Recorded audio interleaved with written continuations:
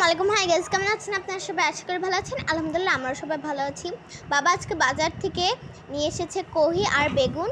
So এই কহি দিয়ে আজকে ছোট চিংড়ি দিয়ে কহি রান্না করবে, ভাজি করবে। সো এখানে দেখুন কহিটাকে সুন্দর করে ধুয়ে ছিলে নিচ্ছে।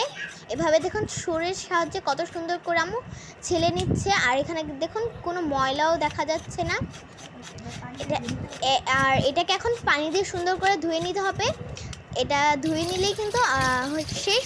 আর এখানে দেখুন বাবা নিয়ে এসেছে বাজার থেকে তেলাপিয়া মাছ। আর তেলাপিয়া মাছ বাবা খায় না, আর আমরাও খাই না, শুধু আম্মু অনেক পছন্দ করে। সো আম্মু বলতে বলতে বাবা আনলো।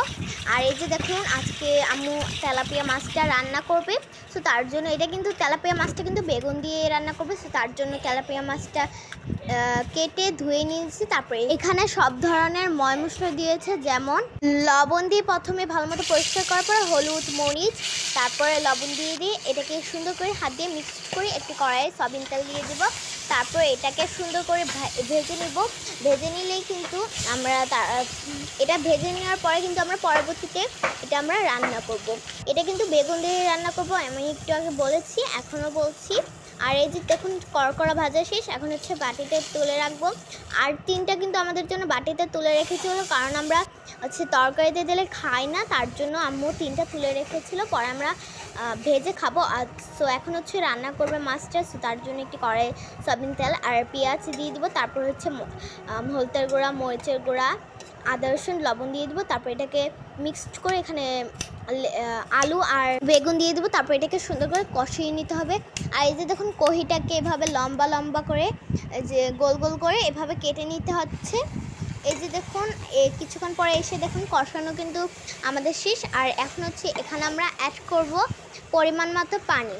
এই যে এখানে দেখুন আমি পরিমাণ মতো পানি দিয়ে দিচ্ছে। তারপর এটাকে সুন্দর করে মিক্সড করে দিয়ে দেবো মাছটা।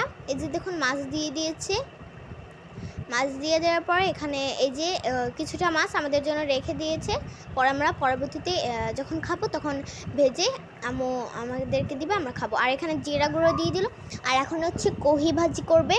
সো তার জন্য আমাদের লাগবে একটা কড়াই, সয়াবিন তেল, পেঁয়াজ, কাঁচামরিচ, এই যে দিয়ে দিয়েছে। তারপর হচ্ছে এখানে আমি দিয়ে দেবো চিংড়ি মাছ।